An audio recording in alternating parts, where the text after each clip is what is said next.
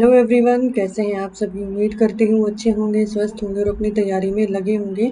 आज का हमारा टॉपिक है इन्फेक्शियस ब्रोंकाइटिस। तो ये जो डिज़ीज़ है, ये सबसे पहले हम बात करते हैं कि किसके अंदर होती है। चिकन्स के अंदर ये होती है। और दूसरी चीज़ ये कि ये जो डिज़ीज़ है वो एक वायरस से फैलती है, तो इसको हम कह सकते हैं कि एक वायरल इन्फेक्शन भी है। और मेनली जो ये कोज़ करती है, ये किस पार्ट को कोज़ करती है। फर्स्ट है हमारा रेस्पिरेटरी ट्रैक और दूसरा है यूरोजेनिटल और गैस्ट्रोइंटेस्टिनल ट्रैक, यानी कि जो पेट वाला हिस्सा है या जो रिप्रोडक्टिव वाला पार्ट है या जो एक्सक्रीटरी सिस्टम का पार्ट है, उन सभी को ये इन्फेक्ट करती है। थर्ड थिंग इज़ कि इसके जो सिम्टम्स हैं वो नॉन स्पेसिफिक होते हैं, हमें पता नहीं चल पाता है, तो उसके लिए लेबोरेटरी जो टेस्ट्स हैं वो इम्पोर्टेंट हो जाते हैं। लेबोरेटरी टेस्ट्स जो है वो इम्पोर्टेंट हो जाते हैं और डायग्नोसिस उसके लिए हमें कराना पड़ता है। इसके जो सिम्पटम्स हैं वो क्या-क्या हो सकता है। कफिंग है, स्नीजिंग है, गैस्पिंग इन यंग बर्ड्स और लॉस ऑफ एपेटाइट यानी भूख ना लगना। और जो सिम्पटम्स हैं वो डिपेंड करते हैं कि कौन से टिश्यू को अफेक्ट करता है वायरस, ठीक है। वायरस जिस पार्ट में इन्फेक्शन कॉज करेगा तो उसी अकॉर्डिंग उसके जो है सिम्पटम्स बॉडी में शो होते हैं चिकन्स के अंदर। दूसरा कि इसमें जो मोर्टेलिटी रेट है वो 30% होता है यंग बर्ड के अंदर, और मिनिमम मोर्टेलिटी रेट इसका बहुत कम है, जो कि 5 वीक से ज़्यादा के होते हैं उन बर्ड्स के अंदर। एग प्रोडक्शन धीरे धीरे काउंट इसका कम होना शुरू हो जाता है और इसकी जो रिकवरी है वो 3 से 4 हफ्ते इसको लग जाते हैं दोबारा से रिकवर कर पाने में। एग का प्रोडक्शन बिल्कुल ज़ीरो तक पहुंच जाता है, यानी कि हम कह सकते हैं कि एग प्रोडक्शन ना के बराबर होता है। और इसके कुछ ऐसे फ्लॉक्स भी हैं, कुछ ऐसे ग्रुप भी होते हैं चिकन्स के, जो कि कभी दोबारा अपनी इकोनॉमिकल वैल्यू गेन ही नहीं कर पाते। मीन्स दोबारा वो कभी अपनी इकोनॉमिक वैल्यू उनको पहले जैसे नहीं मिल पाती, वो कभी पहले जैसे नहीं हो पाते। और इनके जो एग बनते भी हैं तो वो कैसे बनते हैं, सॉफ्ट सेल्ड, और उनकी जो शेप है वो प्रॉपर नहीं बन पाती जैसे पहले बनती थी इन्फेक्शन की वजह से, या कह सकते हैं कि वायरस ने उनकी बॉडी में कुछ ऐसा चेंज किया है वायरस ने, जिससे उनके जो एग है वो प्रॉपर नहीं बन पाते हैं। इन्फेक्शियस ब्रोंकाइटिस कोरोना वायरस की वजह से भी होता है, जो भी 2020 में ह्यूमन बींग्स में भी हुआ था।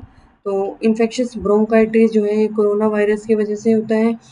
और हाईली वेरिएबल और new serotype genotype continue to appear, मतलब अलग अलग तरह के जो वायरसेस हैं वो देखने को मिलते हैं, और ये अलग अलग माइक्रो ऑर्गेनिजम्स के साथ इनका एसोसिएशन भी देखने को मिलता है।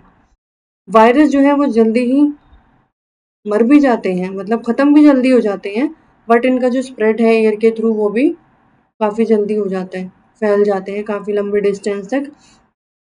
कॉन्टाजियस नेचर है, यानी कि स्प्रेड जल्दी होता है ये। और इसके लिए हमें क्या करना पड़ेगा, सैनिटरी और क्वारंटाइन, यानी कि जो चिकन्स हैं, जो बर्ड्स हैं, उनमें साफ़ सफाई का ध्यान रखना और क्वारंटाइन उनको अलग से आइसोलेट करके रखना। ये सारी चीज़ें हम बचा सकते हैं अपने चिकन्स को, अपने जो फ्लॉक्स हैं, हमारे बर्ड्स हैं, उनको हम बचा सकते हैं इस डिज़ीज़ से। वैसे इसका कोई ट्रीटमेंट नहीं है, लेकिन कुछ एंटीबायोटिक्स हम ले सकते हैं उसके सिम्पटम्स को कम करने के लिए। और अगर ज़्यादा टेम्परेचर हम प्रोवाइड करा सकें या कुछ डिसइंफेक्टेंट हम यूज़ करते हैं बर्ड्स के लिए, तो वो कुछ रोकथाम के काम कर सकते हैं, मतलब डिज़ीज़ को थोड़ा कम कर सकते हैं। बिल्कुल ठीक इसको नहीं कर किया जा सकता, डिस्ट्रॉय किया जा सकता है वायरस को, ठीक है, डिस्ट्रॉय किया जा सकता है टेम्परेचर से। और कुछ ब्रूड जो टेम्परेचर प्रोवाइड करते हैं बर्ड्स अपने एग्स को, उससे भी काफ़ी जो इन्वायरमेंट के कंडीशंस हैं उसमें सुधार आता है, ठीक है। तो नॉर्मली ये जो डिज़ीज़ है चिकन्स के अंदर ही देखने को मिलती है। क्या-क्या हमने किया अभी, एक तो ये वायरल इन्फेक्शन है, दूसरा ये कि एक्सक्रीटरी ऑर्गन और पेट में या फिर जो रेस्पिरेटरी पार्ट है उसमें इसके सिम्पटम्स हमें देखने को मिलते हैं, वहाँ उस ऑर्गन में ज़्यादा तेज़ी से फैलता है। और भूख ना लगना या फिर वेट लिटर होना या फिर स्नीजिंग, ये सब इसके सिम्पटम्स हैं। मोर्टेलिटी यंग्स के अंदर 30% है, जबकि मिनिमल मोर्टेलिटी रेट इसका ग्रेटर देन 5 वीक्स ओल्ड, जो ओल्डर है, जो 5 हफ्ते से ज़्यादा हैं, उनमें कम देखने को मिलता है।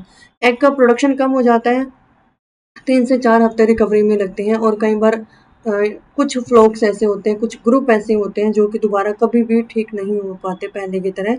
दूसरा ये कि साफ-सफाई का ध्यान रखना ज़्यादा ज़रूरी है और कुछ एंटीबायोटिक्स जो हैं इनको इनके सिम्पटम्स को कम कर सकती हैं। टेम्परेचर ज़्यादा अगर हम रखते हैं तो वो एनवायरनमेंट की कंडीशन में सुधार ला सकते हैं, यानी वायरस को फैलने से रोक देता है। या उसको हम कह सकते हैं एनवायरनमेंट में अगर वायरस है तो ज़्यादा टेम्परेचर उसको डिस्ट्रॉय भी कर सकता है। तो ये था इस डिज़ीज़ के रिगार्डिंग जो भी हमने इन्फॉर्मेशन देखी। Infectious bronchitis. आई होप कि वीडियो आपको अच्छी लगी होगी। Thank you. और नेक्स्ट वीडियो एक नए टॉपिक के साथ यानी एक नई डिज़ीज़ के साथ हम करेंगे। अगर आपको वीडियो अच्छी लगी है तो लाइक शेयर सब्सक्राइब करते रहिएगा। Thank you.